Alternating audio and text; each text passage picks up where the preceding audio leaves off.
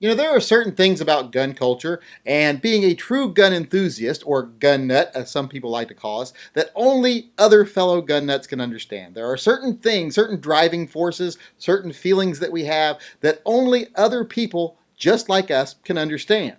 And there are some people out there that think they're gun nuts, but they're really not. I mean, they might be gun enthusiasts, but they're not true gun nuts. In fact, there are certain things that if you've never done it or you don't understand it, then you might not be as big a gun nut as you think you are.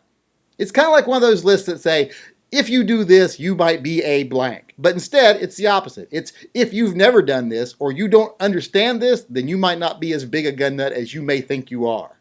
For example, if you've never sat in your car after leaving a gun shop and wondered if you're going to get visitation rights after the divorce, you might not be as big a gun nut as you think you are.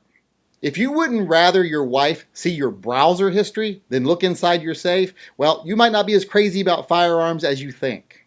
If you've never justified the money you just spent on a new firearm by saying to yourself, my kids are probably too stupid to go to college anyway, or you've never used Sherman Hemsley's birthday as an excuse to buy a new gun, you might not be the gun nut you think you are. If you've never said to your wife or spouse that, no, this isn't a new gun, after they've caught you cleaning a gun you just bought, and you've rationalized to yourself that you're not lying because they've been making Glock 19s for decades, then you might not be as big a gun nut as you think.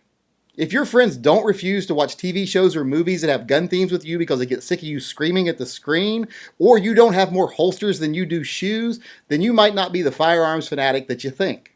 If you've never circled the block a couple of times, waiting for your wife or spouse to leave so that you can sneak a new rifle into your gun safe without getting beaten on, or you've never asked a buddy to hide a new gun at their house until the heat is off, then you might not be a gun nut. If you've never thought to yourself that you would make a mint if the U.S. government would allow you to start writing off firearms as dependents on your income taxes, well, then you might not be all that gun crazy after all.